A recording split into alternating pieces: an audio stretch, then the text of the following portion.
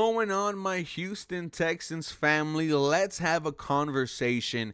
It's been a minute since I've done this type of video, but what if this offensive line doesn't work out for the Houston Texans in 2025? Because I feel like there has been a lot of optimism surrounding this O-line unit heading into this season. Your starting offensive line in 2024 consisted of Laremy Tunsil at left tackle. He's now gone, traded away to the Washington Commanders for a couple of high draft picks. Your starting left guard, Kenyon Green, was traded alongside of a late round draft pick to the Philadelphia Eagles in exchange for one of the best safeties in the league, CJ Gardner-Johnson, so I'm not really mad about that. But your starting right guard, Shaq Mason, a veteran who you were supposed to be relying on, played so bad that you decided to move on and designated Shaq Mason as a post-June 1 cut, saving yourselves an extra couple million of dollars for the cap space. So the Texans will have 3 new starters in 2025. And to be honest with you, I think the only position that is solidified is the right tackle spot, and that is Blake Fisher. Titus Howard has played well at guard, has played well at tackle, and to be honest with you, I don't know how this starting offensive line is going to look in week 1, because you know for damn sure a rookie is going to be starting also. The question is where, which is why when you see these mock drafts and when you do a mock draft yourself, every other one, you're taking a tackle, you're taking a guard. Hell, like I mentioned yesterday, you're taking defensive tackles, you're taking wide receivers also.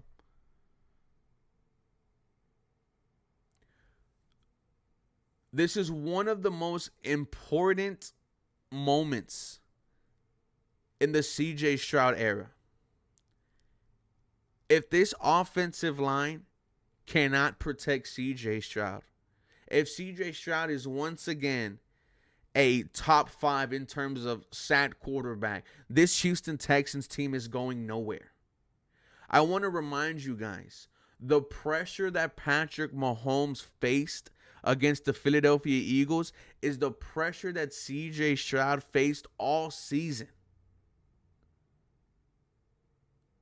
A horrible offensive line is not a recipe of success. So when I see a subtraction of Laremy Tunsil, Kenyon Green, Shaq Mason, and an addition of Cam Robinson, Trent Brown, Ed Ingram, Laken Tomlinson, I can confidently say that the offensive line got better. I can also say that they got worse because I have no idea how this new unit is going to play together, but that's scary heading into 2025, heading into year 3 of CJ Stroud. It's come to the point now where in the draft, you're expected to go offensive line in maybe 1 to 2 of your top 4 draft picks in the top 100. Ladies and gentlemen, we're going to continue with this video. But my name is Ruben Calvillo, and I am very concerned about this Houston Texans offensive line. I drop daily Houston Texans content, so make sure you guys are following me on Twitter, Instagram, and TikTok for the latest news, rumors, and updates. Now let's continue this episode. Houston Texans were forced into this situation because no one knew the highest paid offensive line in the NFL was going to have CJ Stroud, the second most sacked quarterback in the league. It was evident as early as week 3 that the offensive line was a problem, which is why you heard me say leading up to the NFL trade deadline, go all out for an offensive lineman. Target one of the guards from Cleveland. You guys know where I stand. When you have a young quarterback who you deem to be a franchise caliber player, you need to do everything in your power to protect him. So the Houston Texans, they had no choice but to make these moves. But the moves they are making, this is where you kind of say, There has been one offensive line move this offseason where we say, yeah, this O-line unit got better, right? When you talk about Cam Robinson, because that's who most likely is going to be your starting left tackle in week 1, he was traded away from the Jacksonville Jaguars to the Minnesota Vikings. Now, granted, the Minnesota Vikings were, fighting for seeding, and they were one of the best teams in the NFL. The Jaguars weren't, but the Minnesota Vikings didn't even bring him back. Now, Cam Robinson, free agent, testing the waters, signed with the Houston Texans on a 1-year deal. Your starting left guard, I think right now, is projected to be either Titus Howard or Laken Tomlinson. And if it's Titus Howard, then that's what, I give you the confidence. I believe Titus Howard can play effectively at the guard spot, at the tackle spot. If it's Laken Tomlinson, oh my God. Laken Tomlinson and Ed Ingram, ladies and gentlemen, alongside of Kenyon Green, were rated as some of the worst guards in the NFL last season. Now, potentially both of those guys could be starting for you in 2025. Your starting center is either Juice or Jarrett, and I really don't know who wins that matchup. If Juice lose that matchup, what a failure that draft pick was. And, Juice Scruggs really hasn't panned out for you. You thought he was going to be a starting center. You heard me say multiple times he was going to be a captain sooner rather than later. Haven't seen that. Your starting right guard, if it's not a rookie, if it's not a Tyler Booker, Jonas Savigny, a Donovan Jackson, it might be either Ed Ingram or Laken Tomlinson. Now, I would choose Ed Ingram out of the two, but still was rated as one of the worst guards in football.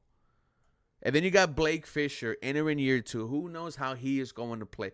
There's so many unknowns when you talk about this potential starting Houston Texans offensive line. And, you can still have those conversations after the draft. So when we traded Lermy Tunsil, I thought there was going to be a plan. Because you don't make that move. You don't trade away a 5-time Pro Bowl left tackle if you don't have a plan. I don't know what the plan is. I don't know what the plan was. But if this fails, ladies and gentlemen, and the Houston Texans offensive line is once again god-awful, and you don't get to an AFC championship, the seats for general manager Nick Caserio, and I hate to say it, but the seats for head coach D'Amico Ryans are going to get a little warm. We are not committed to mediocrity. We already won division championships. We already made our playoff berths. It's time to start cementing ourselves into they can compete for a Super Bowl. This Houston Texans team is legit, and we will not get there. We will not have those type of conversations if this offensive line is god-awful. With that being said, you guys let me know. Am I being too pessimistic about the offensive line? For more Houston Texans content, you guys know what to do. Feel free to follow me for more. Go Houston. Have a very blessed day.